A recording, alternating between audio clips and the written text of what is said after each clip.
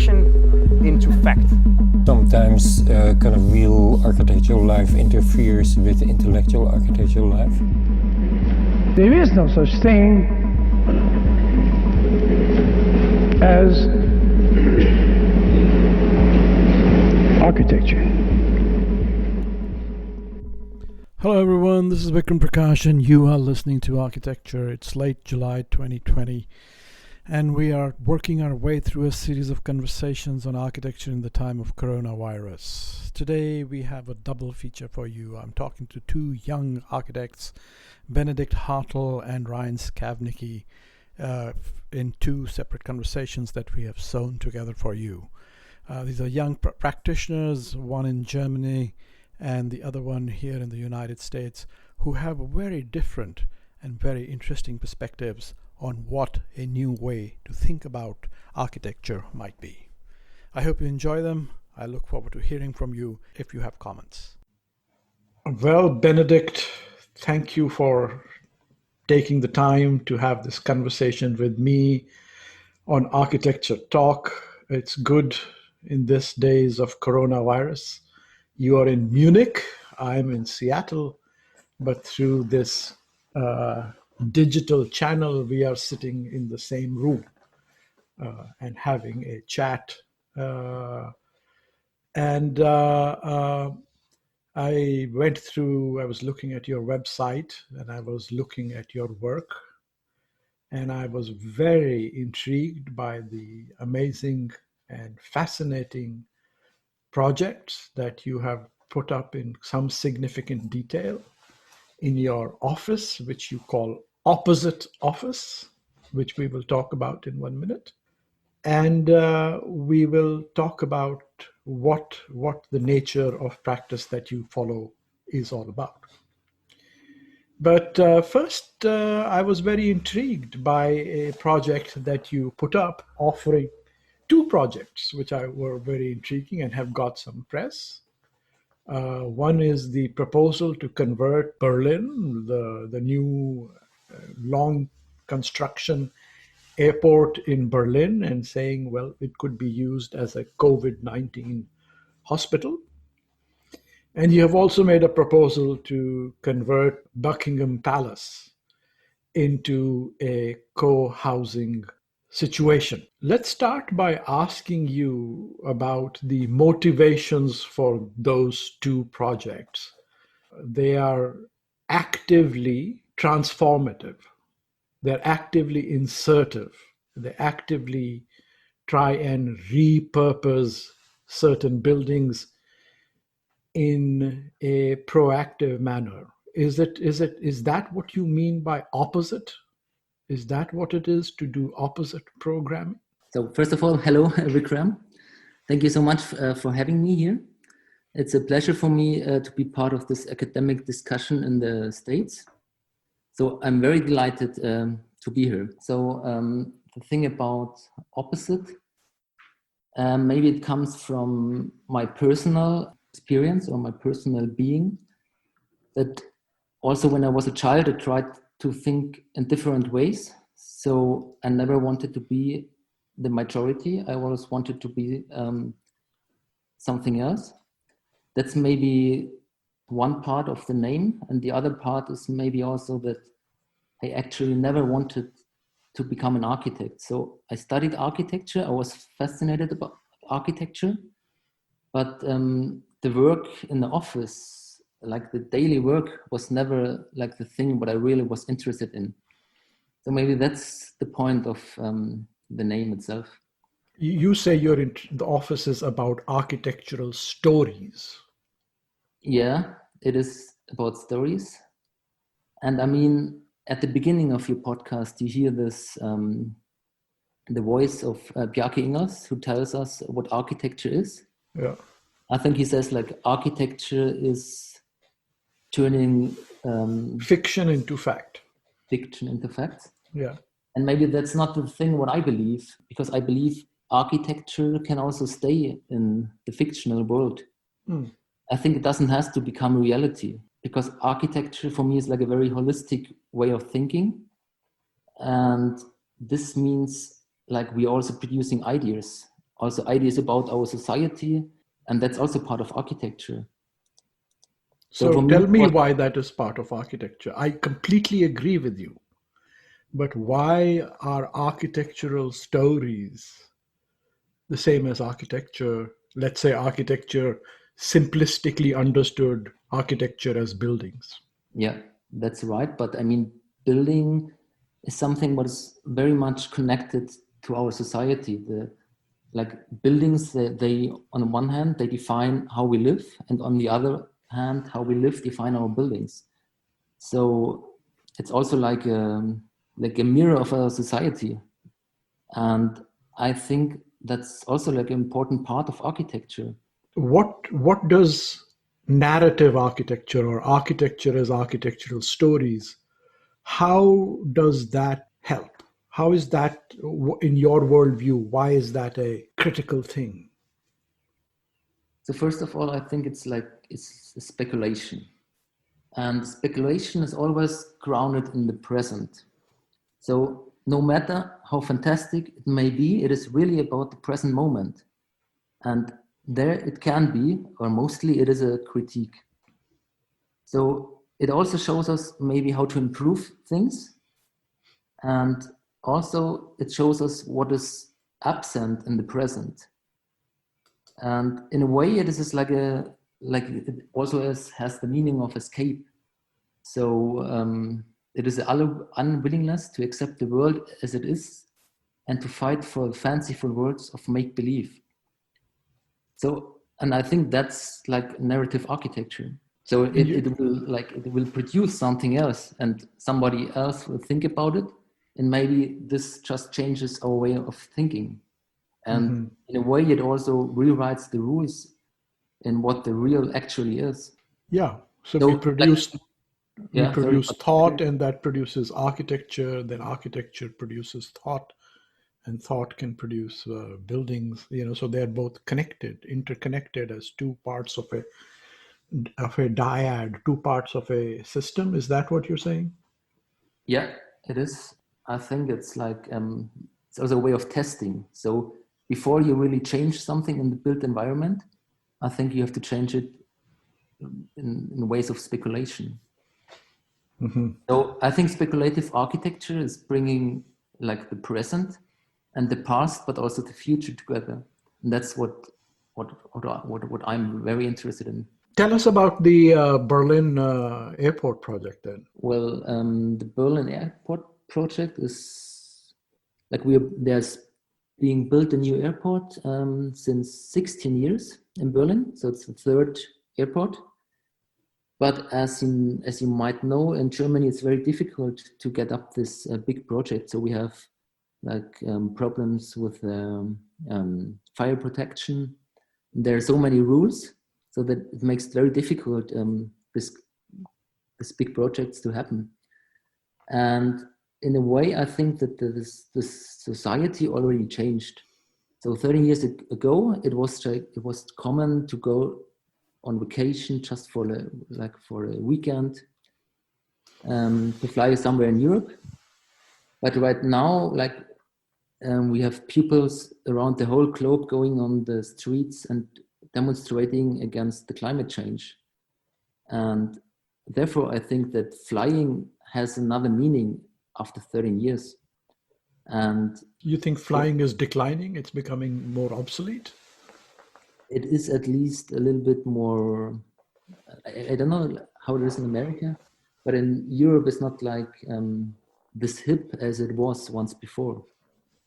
So I think there's like a word, we call it flying shame.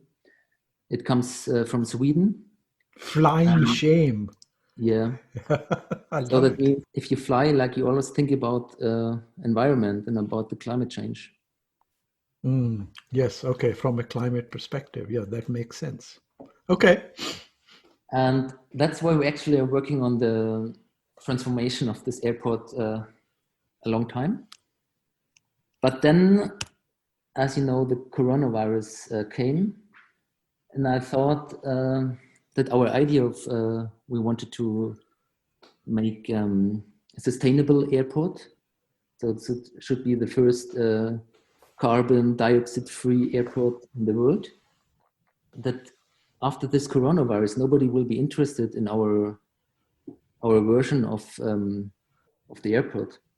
So we had to be fast, and I just thought, and also it was the time when the numbers of infections went up, and I thought like it would be great, or like in all countries they were thinking about temporary structures for the infected people. That's why I thought, okay, now I'm just making a project about the super hospital, what I called it. And I mean, you can read this project in many ways, but also you can like, of course, it's like kind of a made up project, but in a way it's also like a very practical one. So as you think of a structure for coronavirus, you're needing something which is very isolated, and therefore like existing airport is the best solution in my opinion. But of course you can also read the airport in different ways, where the airport is more like a symbol. So in one way, for me, the airport is a symbol for globalization, and globalization is also very much affected by the coronavirus. Mm-hmm. So first of all, it's the spreading of the virus. So it's maybe the roots of the virus in Germany and in most of the other countries. But also it's a symbol of globalization in a way of international trading. Mm-hmm. And also the trading routes which didn't function anymore, and which will cause an enormous effect in our economy. And therefore, I just think that maybe we also have to rethink the globalization. So this is symbolic. It's critique and critical of globalization, and sort of repurposing the building in as critique of globalization in that sense. Yeah. It's a hidden critique, yeah. So what's the opposite vision to globalization and colonization? What's a post-colonial, post-global, political, speculative future look like to you? I was intrigued by your Glasgow project and your comment that even thinking about Glasgow being there 2068, it's whatever, 50 feet underwater is how I read that collage. Yeah. So about globalization, maybe we just have to look at the book of Rudowski, or maybe the exhibition which was in New York. The theme Architecture without architects, that's what you're talking about? Yeah, but also like the one, no new construction, a new way of life is necessary. Mm-hmm. So he thinks, or he rethinks regionalism again. And maybe you can also take the deadly virus as it is. So as I said before, like the trading, which wasn't working anymore, maybe shows us that, like for instance, when you build a building in Germany, we have parts of the building from all around the world. Yes. So that's in terms of sustainability. It's not good for the climate. And it's also, I mean, it's like when you take it on the whole world, it's a very expensive way of living. And maybe in times now, we can just rethink this and maybe get back to the roots of low-tech architecture and taking regional materials and just like going back a step. Mm-hmm. Low-tech and local. Yes. I also wanted to talk to you about Lux Machina, the lighthouse, the machine for light. Yeah. It sounds very Le Corbusier. Well, it sounds like Goethe. I don't know. Do you know Goethe, the famous German writer? Everybody knows Goethe and everybody knows Faust. And I was going to ask you what it has to do with Goethe and Faust. But first, in your description, or maybe that. So you took it entirely from Faust, the poetry the language that you have over there about the light coming in. Is that from Faust? It is Faust, yeah, but it's transformed a little bit. But it's the building is placed in the story of Faust. Yeah. Oh, I see. And the building, I think, is in the one scene where you can see. I don't really remember. Maybe it was a long time ago, but it was a scene where Faust looks into the light and he wants to see something, but he doesn't see it, and then he turns away and he looks into water, and in the mirror, like he sees what he wants to see. That is maybe the same with the building. What was the meaning of that moment in Faust? The meaning of Faust is maybe that sometimes you have to take other routes. So maybe the first and the most obvious way is not the way to achieve your aims, and that's the same with the building. Yeah, so it's like very interconnected interior, where like this is like and in every room, so you have like different rooms. Every room has connection to the sky, and it's like, I mean, it takes you time until you find your way through the building. I think that's the same with architecture and also with society. So mostly the decisions what you make, which are made like very fast, they are mostly not the best ones. So, and sometimes you have to, as I said before, and also maybe that's kind of the opposite office thing, is that you just think the other way around. That's what like we try to do if we have a project.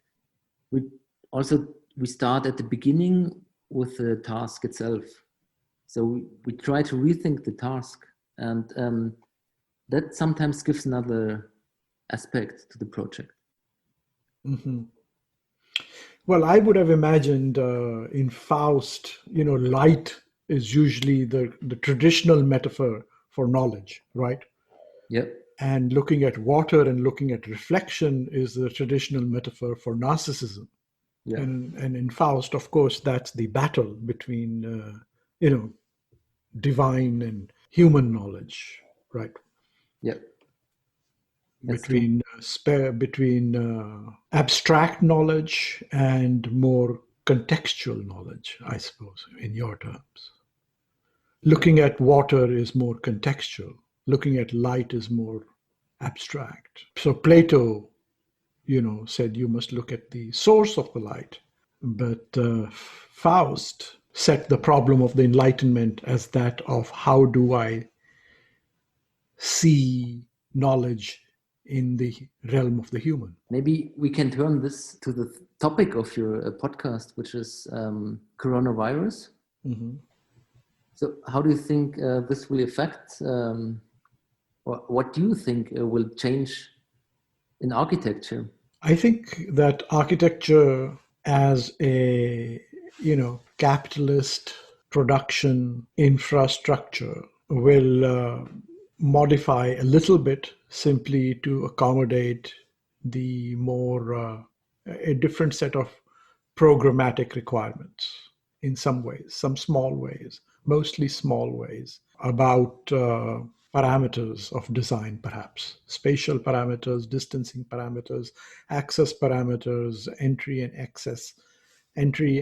exit parameters. But so that will probably be in the shorter run, and I think it will also insist on the reconnection of the knowledges and disciplines of planning and architecture and detailing. We have to produce better synergy across those disciplines and even beyond into sociology and public health. And this has become very obvious today. When there is a pandemic, the solution is 6 feet. Now, 6 feet is a very specific architectural solution. A pandemic is a global health issue and a sort of a molecular. So the connection between an architectural dimension and a very complex viral ecology has never been clearer. Like, I'm not sure. I don't think so, because do you think we should focus on the pandemic itself? Because for me, this would be more like a responsive architecture. So an architecture which tries to make everything possible that was possible before. So we try to go back. We try, like for instance, I don't know, there have been many architectural designs such as protection shields in the restaurant or protection shields on a beach. But for me, this would be like, it's only like responsive. So it's not like an active architecture. Right. So we try to make something happen again, but this will never happen again. So the world already changed. And for me, I would like the architecture to be more like a future-driven architecture. That also like try to change the city, try to change the society, and also make it a better future. So in a way, you could think of the pandemic also as a chance. And I mean, what did the pandemic show us? It showed us how vulnerable our systems are. It showed us, but maybe the next crisis is already on the rise. And the next one will not be a pandemic. So I think we should more like create more resilient architecture, which can adapt to different crises. I mean, you just have to go, like you just have to look at your own country where you have these demonstrations against systematic racism. We have the theme of affordable housing where people are lacking a secure place to stay. We're also having like the climate change coming up. So I think we more have to concentrate on crisis and in general, but not on this pandemic per se. No, I agree. The focus of architecture in the short run will be, better partitions and, better norms of distancing. And that will keep our professional identity very limited and focused. But what will shift is that, the intermediate scales of thinking new social systems, new social values, and thinking new protocols of health and hygiene, public health and hygiene. Those will have to be shifted, and some of the shifts that have to happen over there will not come out of simply data-driven scientific analysis like they do. They will have to learn to think like architects. And we will have to try and better understand how the science works. So we will have to stop selling, and they will have to stop insisting on disciplinary boundaries and rather recognize that we have to not make everything one, but to learn to weave together a series of knowledges from the scale of the face mask to the cultures of society, human cultures. In ways to make them resilient, they will have to be interconnected and be able to work much more harmoniously with each other. Harmoniously does not mean identically, but more interconnectedly. So that produces a different vision of, let's say, globalization than the current vision. I don't think the solution, the opposite of the pandemic as a global event or economic globalization, I don't think that the solution to that is simply for all of us to sit in our own rooms or locally produced architectural solutions and just say nothing else. Rather, we have to learn to integrate better. But do you think that architecture can do this? Everything is architecture, and our architecture is finished, whichever way you want to look at it. We have to rethink what architecture is. We have to stop saying architecture is this very specific thing. And indeed, like you said, the more interesting thing about architecture is architectural thinking, architectural stories. So architectural stories are social stories, economic stories, and then there are also medical stories and things. So if we want to tell stories, then we gotta get into the fighting ring with other people who are telling stories. So those will be the social scientists, and those will be the medical scientists, and the business people. And then we have to convince them they are all architects.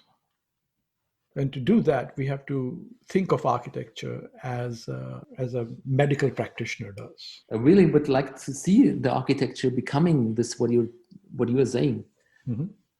But then maybe when it comes to reality, maybe we're just like stuck somewhere. Architects have lost so much power. Yes. We have lost so much power. We have ceded so much power. But architecture as the possibility of a different future, with a sense of an optimistic possibility of a different future, that idea is still very alive and present in society. So I think that is still a great aspiration in civilization. We just are no longer the agents of that process. We are no longer at that table. We have seceded that to Elon Musk and to the Silicon boys in Silicon Valley, or we have ceded that to the transgender people, or we have ceded that to the social scientists in some various ways. So how did we cede that sort of ability to synthesize possible futures in a condition of significant uncertainty and unknowables with some known parameters? That kind of speculative thinking, like you do, is what they claim to be doing also, but in different objects of interest. But they do connect to the building scale as well. For me, I think one very important point is that we have to place the human back in the center of the design. And right now, when you look at the projects that have been doing in the cities, it's all about money. So like in my city, in Munich, when you build a house, you don't think about the house itself. You just think about making the maximum out of the space. That's, I think, one thing what you have to change, but it's a very political thing. So there it comes also the question for private property or public welfare. The pandemic has certainly shown us that the world can bring down the economic empires in very quickly, where the world here is its own ecology, not just the human. So I would agree with you, we have to put the human back in, but I would also say not just the human, and certainly not the human as the center of things. We have to place ourselves as part of an interdependent and multi-species system, and maybe not a system, but just a sort of coexistence with other forms of being, other animals, plants, and the planet itself at the center, rather than some kind of a vision of prosperity for all. That's so true. I mean, it's, as I said before, like we have climate change. It's not solved the problem. Yeah. So it's still there. And after the pandemic, we can't we have the chance to change something, but because in times of pandemic, there's so much changed. I don't know how it is in America, but right now in the politics in Germany, I mean, you have to know we have a very a welfare state. So you get financially supported many kind of industries. So they were thinking about also supporting the car industry, which is in some point is a old and not a future driven economic, at least in Germany. So they wanted to support everything. But because of the social power and demonstration of people, they just they couldn't do it. One of the great misfortunes of the rise of the West with colonization and now with globalization is the huge amount of wealth that was generated via colonization and via industrialization. And one of the, I feel, really sad effects of that was that wealth, and wealth as in material wealth, became the primary measure of wellness. So all things were calibrated, whatever from the right and from the left, in terms of money versus some other framework of life. Now, in the old days, a really bad framework was, religion, your progress to heaven or whatever you have. And that, of course, very problematic. But to replace that with money did not do us much service. So we have to return to a future framework, which was the question perhaps Goethe was asking in Faust. Like, what is our new framework? Maybe you live in the best country to change it. America? Yeah, I mean, it's the turbo-capitalist country. Yeah, I don't know. It doesn't look very likely right now with our political leadership and... But also Trump, he's telling political stories. So he knows how to tell stories. And maybe we shouldn't leave all this storytelling for the right wing and for the right wing parties, but we should also try to make our own stories and to set something against this. Maybe so. I was looking at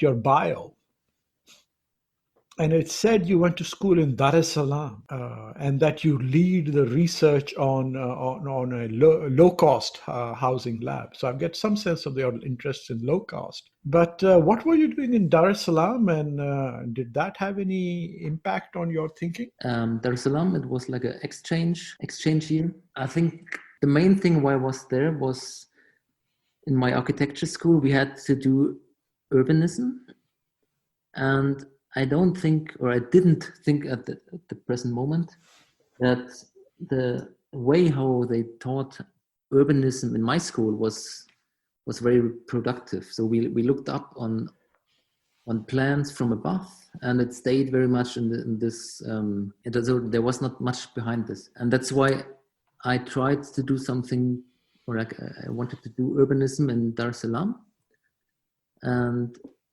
it's a very inspiring and very interesting city. I don't know if you have ever been to Dar es Salaam. No. It's the biggest city in East Africa. And I mean, it changed maybe more something for my from private life and not in terms of architecture. So it doesn't have How did it change your private life? Maybe it changed on how you look on things. And in Dar es Salaam, you see the people are poor, but most of them whom you meet, they're they seem to be happy. And that's something what I think we're missing in our Western world. So we just always having we're working, but we're not really living. And that's what in my opinion, they did in Dar es Salaam. Of course, I didn't see all, you have poverty, which is too poor to live, but most of the people, they really enjoy their lives. In contrast to Munich? Yeah, when you are traveling with public transportation, mm-hmm. most of the people are they don't laugh, so they don't seem to be very happy. So they just go to work like zombies. So yeah. That's maybe the thing what you said, that putting money in the center of our society is maybe not the best solution. We should put laughter. Yes. A city for laughing, the city of highest laughing index. I mean, it's what they do in Bhutan, they happiness index, yes. So maybe that's a good start. I have never been there, so I don't know if it really works. Yes, so I think that would be a good speculation to. And this is my challenge to you for your next project: is to, instead of making a house for light, make us a city for laughing. Here, we transition over to our second guest, Ryan Scavnicky of Extra Office. His practice revolves around the production of meme making and jokes as a form of architectural critique. Enjoy. All right. Well, welcome to Architecture Talk, Ryan. Thank you for doing this. I'm looking forward to our conversation, particularly in these very extraordinary times of architectural social isolation at the time of coronavirus. Let me start off by perhaps quoting you. I have found you have said that I believe wholeheartedly that we must amplify our dialogue to be more inclusive and rely less on the historical canon. And I presume you here mean the historical canon of architecture primarily, that has been written for us. I'm also interested in how new conversation about architecture is necessary, and changing makeup can change architecture itself rather than just its representation. And what I think you are talking about over here is, to further quote you, my work is interested in aesthetics, contemporary culture, and media to seek new channels for critical practice. I have been asking the question, what does it mean for a meme to hold aesthetic implications and critical content? And I'm interested in asking, how can I make a meme into a building project? So, Ryan, for those of us from a somewhat different, let's say, generation, tell us what you mean by a meme and how it can be a building project. Awesome. Hey, thank you so much for having me. When I say a meme, we're generally talking about there's kind of two sort of big definitions of memes, right?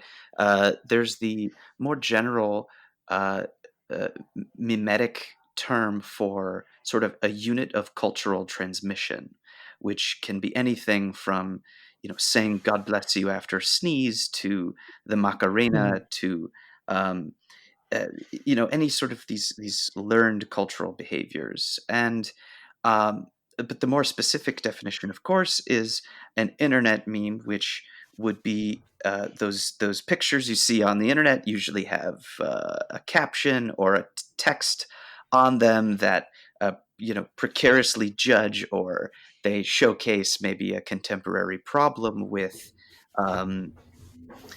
humor, but sometimes through that humor exposing a kind of deeper issue. And those are the things, basically, maybe a few years ago, studying a postgraduate degree at SciArc, where I just thought to myself, I don't know what is going to come of this, but I need to start doing it.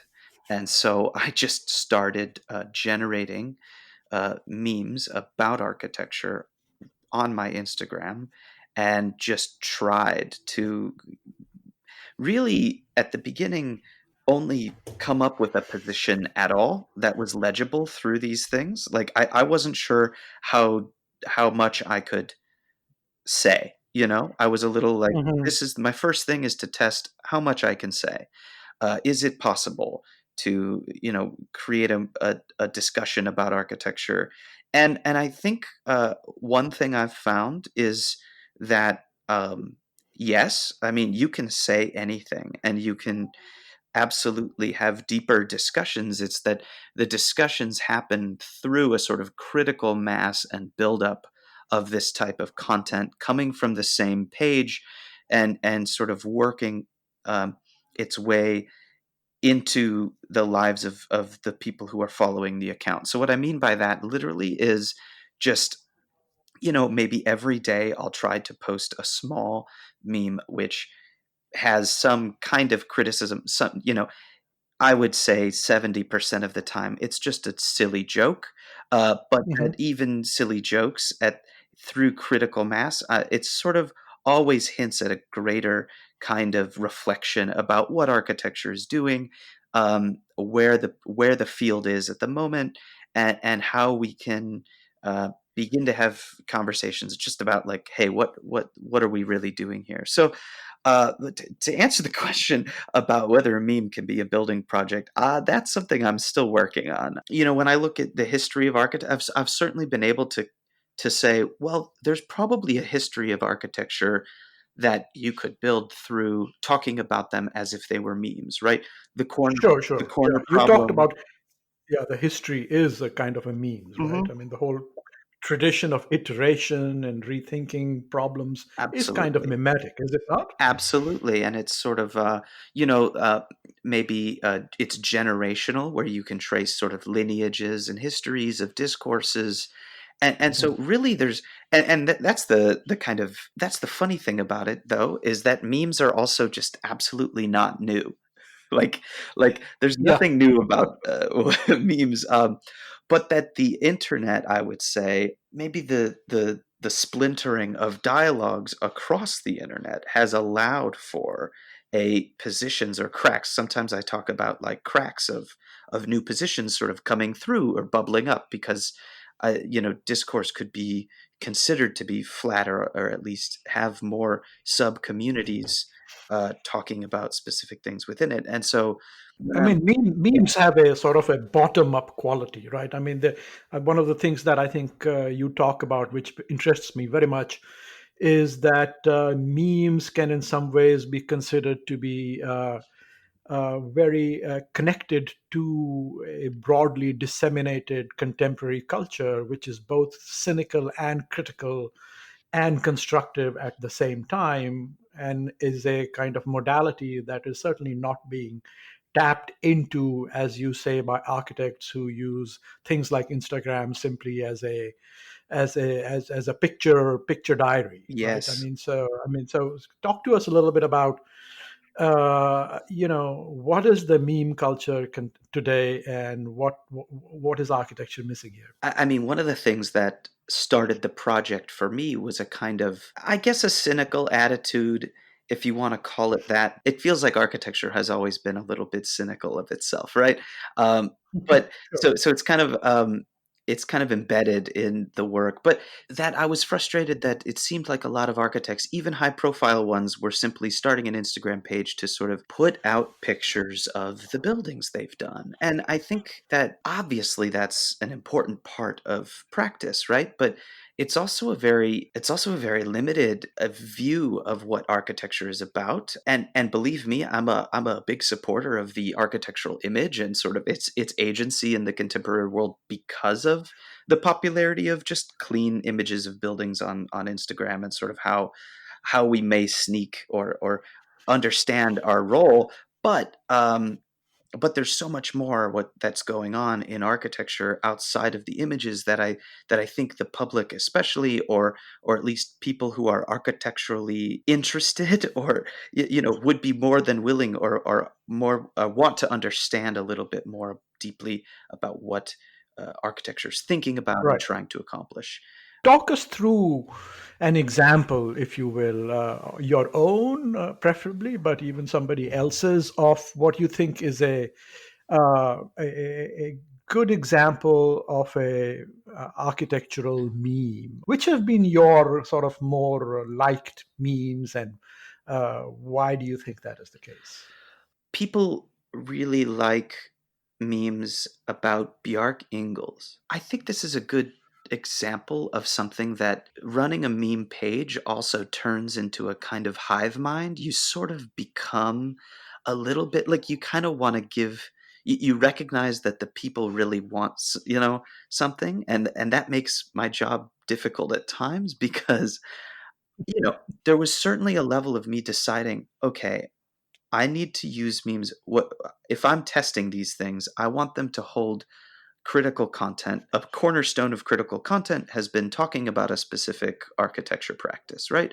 And I chose to try to talk about Bjark's practice, because mostly I felt like his reputation wouldn't be hurt or diminished by my sort of trolling. Like, I didn't want to do this to somebody who actually, like, I thought, Sure, oh, maybe sure. they'll actually have negative emotions. But you don't have to apologize for that. I find that there's danger when criticism comes from the internet and it's sort of somebody who you don't know and could be even thought of as anonymous. I think there's this link between the institution and cyberbullying, which memes start to get close to, and I'm really to test the boundary of like, okay, how far can I go without just being like, this person's bad, right?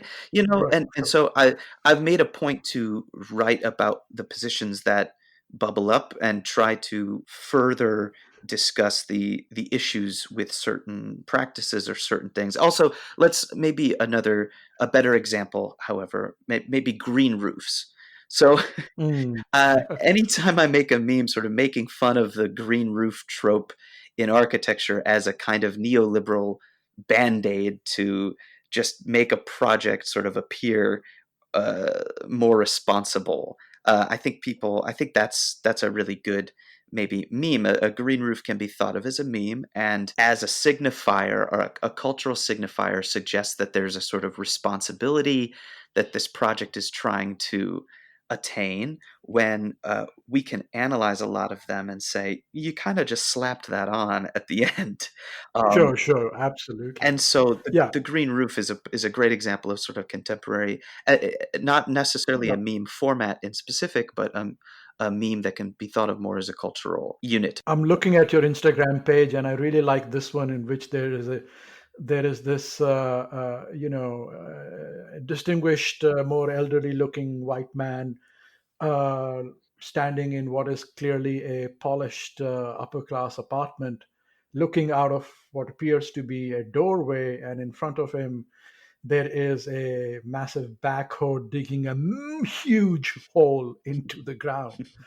And the man is labeled the formalist discipline of architecture, and the backhoe is labeled 2020. I mean, I think that's fantastic. I mean, it's just like such a commentary on a huge schism between the discipline, even the both the academic and practicing discipline of architecture, and what I guess you're identifying as a huge chasm being opened up by contemporary culture. I mean, Mhm. I think that's a key critique that you're pulling in, is it not? I am so torn inside because at the same time I've been, trained as a very like disciplinary architect, or even a formalist, having gone to SciArc, and uh, having been, I've worked at Coop Himmelblau and just sort of really embedded in the discipline and in the academia. It's sort of architectural speculation, and here's this political situation we find ourselves in where, the most useful thing we can do is make our 3D printers make masks, right?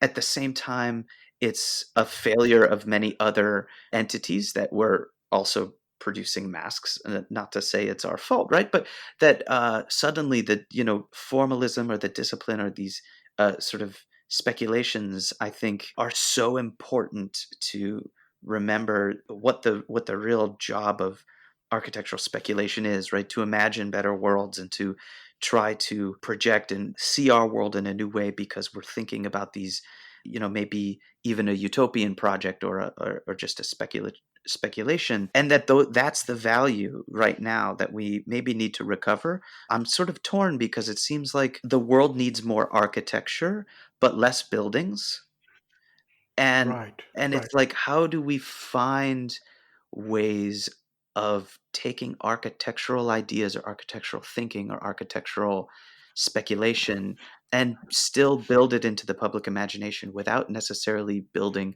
buildings or new buildings or gentrifying monsters, that kind of thing. Right, right. Uh, That's great. Let's talk a little bit more about that. We need more architecture, but maybe not more buildings. What do you mean by architecture in this context? What is your expanded aspirational definition for what an architectural practice might be? well, my own practice, I am using media in different ways to try to build up a critical discussion about architecture, and I think in this way, the practice itself is looking to be sustained by just the interest of the public rather than either institutions or newspapers. I think the role of the architecture critic or the architecture academic, like we don't have that many extra institutional architecture roles, right, in the discipline. You either teach or maybe you write at a publication, and and Right. and I think for the first Or time. you make a podcast, yes. Right, exactly. Right. And I think the times are also sort of forcing our hand, but I think it's time that architects try to move discourse outside of the institution. And one of the special things I saw going on at SciArc was that architecture seems to be seeping outside of itself into other arenas, especially through media. And I think that's a, a real important. I don't think that's an accident. I think that's happening because there are just a lot of opportunities in other through other mediums to explore what architecture might manifest as through these mediums, and or architectural thinking, right, which is sort of just our ability to think and talk about new worlds and visualize or imagine them in different ways. And maybe that visualization or that how do you understand another world? Maybe that's through video games, or maybe that's through podcasts, or maybe that's through memes or drawings, or it's et cetera, film, right? Um, Mhm. and that is the core of what we have to hold on to as a particular as a knowledge that is particularly held by architecture as a discipline, right? Yeah, I mean, it seems like, architecture is, as practiced, is either a commercial capitalist workhorse, or is this high aesthetic, art form for the privileged few. Mhm. Whereas what I garner from the work that you're doing, and in one sense, how to make architecture into a daily cultural practice through memes suggests to me that perhaps memes seem to me to be something like have carnivalesque qualities, right? I mean, they have a sort of a funny but serious critique of contemporary culture, particularly high culture embedded in them. And how could architecture take on that garb, or take on that role, to be more embedded in contemporary culture? Is that a sort of a possibility for an expanded sense of architecture? This is a great point you bring up, because with my work, like trying to criticize individual architects or even individual buildings through memes has felt kind of like a dead end. Or well, maybe let's say just not that effective. Like I think people kind of like it if you just kind of dig on somebody, but at the same time, I think the more important work is that you can by sort of being cynical or having a comedic take about architecture culture, you can change architecture culture. And if you change architecture culture, you can change architecture in a more effective way through criticism than, say, point out what architects do that's bad, right? Or point out a Mhm. specific architect and say, boo, don't be like that architect. Yeah, That I mean, I think what I'm hearing you say, or rather, the way I look at it, is it's not a matter so much about criticizing individual practices or particular buildings. It's more about engaging in cultural practices that transform the generalized culture of architectural thinking. I mean, the idea is to change, to shift that culture, of which individual practices and individual practices and individual buildings are only manifestations. I mean, how do we change the broad culture is the question, and make it more responsible to and responsive to contemporary culture. Yes, absolutely. And also encouragement of extra architectural practices, right? I want students to feel, students who I teach, I want them to feel comfortable thinking about eh, film or Polly Pocket, cultural cues. As far as what constitutes the discipline, I think that line is pretty muddied, and that I'm not that concerned about it. I think Right. it will Yeah. sort of always exist as a kind of, there's all sorts of bubbles, right? Yeah. I mean, it seems to me I mean, it's a bit of a cliche in the discipline, but it seems to me that this muddied outline of what is architecture seems to suggest, perhaps today ever more than before, that perhaps the discipline is in some form of crisis. I mean, when you talk about allowing students to work with Instagram or TikTok or whatever, it's more about recognizing that they can do that. We don't have to introduce them to these new media realities.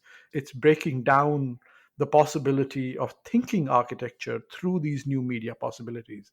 The crisis perhaps is a sort of significant schism between the realities of our students' individual and cultural lives and the epistemic canons or hegemonies that we push in studio, right? Let me also ask you. You put in a big plug in your writing about object-oriented ontologies.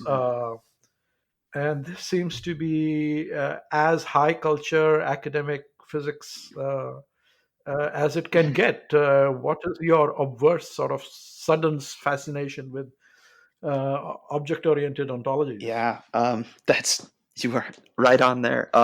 It's pertinent conversation to talk about architecture's fascination with philosophy. What makes it so wonderful to me is the idea of flat ontology in general. I think we're at a point where we're talking we're less privileging the sort of human world relation and more Hmm. interested in um, other types of modes of being becoming valid modes of being as we talk about them. So, in other words, the being that is an animal or a computer having just as much relevance, or at least thinking about the relevance in terms of an architectural project, and even privileging that mode of being, or at least deprivileging the sort of human world relation and thinking about the relation of other modes of being. Now,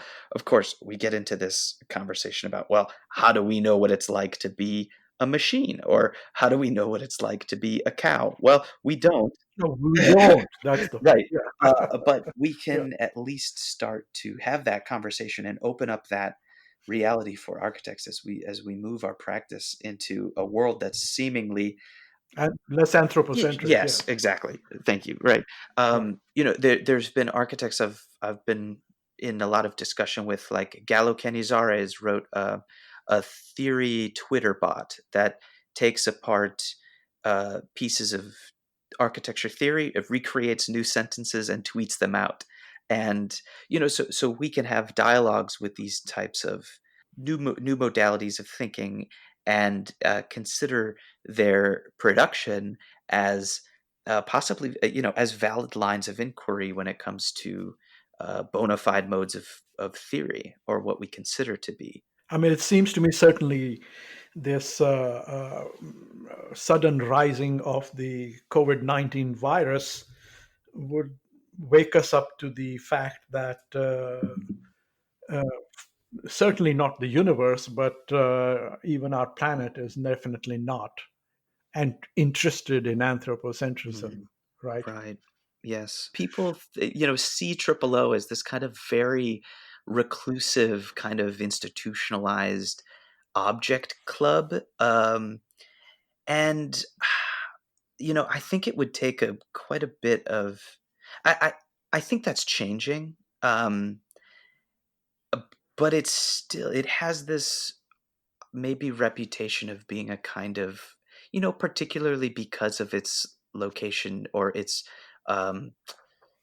relationship to SciArc as a kind of image-based or excuse to do cool shit, And I do think it's incredibly valuable beyond that. And I think that's a sort of a very naive reading of what OOO can mean if we really are investigating it in a deeper way. And I think like things like maybe Timothy Morton as a great example of somebody who's influencing architecture to think about ecology as always already a mix of human world. Like there was never a separation, and new ecologies of thinking about plastic ground as always plastic, right? In thinking about how architecture, the future of ecology is one that is always a bundle of stuff that is both human and natural, and that the mix between there was never any separation between humans and nature.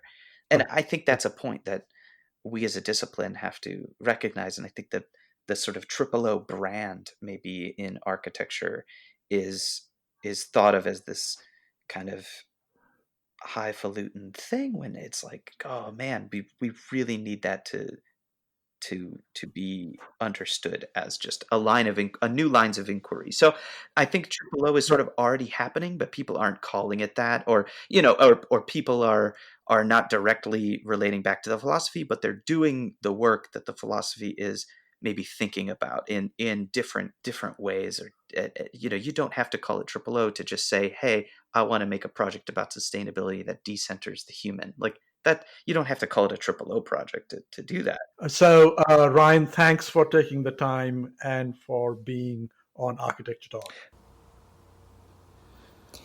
Thank you for listening to Architecture Talk. This is your producer, Amelia Jarvinen. We hope you enjoyed the conversation, and if you did, please subscribe and rate us on iTunes or Spotify. We would also love to hear from you if you have any suggestions on new topics or guests. You can always reach out to us on our website, Facebook, or Instagram. Thanks again, and until next time, this is Architecture Talk.